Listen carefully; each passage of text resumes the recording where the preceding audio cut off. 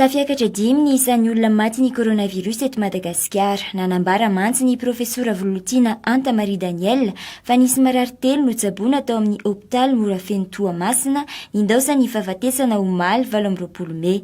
Tsy mitsaha mitombo ihany koa ireo olona voatily fa mitondra ity tsy mikaretina ity satria dia 12 indray ny marary vaovao voatily ho an'ny omaly. Nanazava ny mpitondra teny ny CCO Covid-19 fa ny 70 amin'izy ireo dia avy any Toamasina avokoa, ny iray olona monina eto Antananarivo ary ny iray farany avy any Tsoronomandidy. Hatreto izany dia tafiakatra 7,900 ny trangana coronavirus hita teto amin'ny Nosy nanomboka ny 9 Martsa ka hatramin'ny 18 Mey. Ny 9,900 amin'ireo dia mbola manaraka fitsaboana avokoa. Ireo sitrana kosa dia ny ampy 10 indray raha araka ny nambarany profesora Volontina Anta Marie Daniel hatrany. Efa-jato ka hatramin'ny 500 ariary isaka ny fiara no fandraisana anjara angatahana amin'ireo mpitatitra miasa amin'ny fitateram-bahoaka amin'ny fangalana gel désinfectant sy famindrahana ranom-panafody ireo taxi be.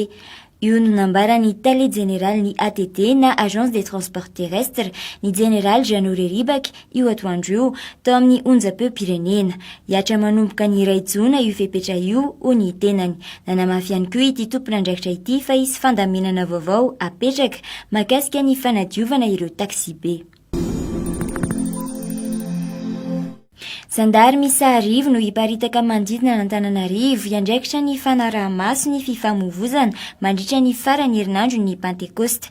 Io no nambarany komandant ny vondro ny zandarmaria am-pirenena Analamanga ny kolonely Anise Andrianarivelo.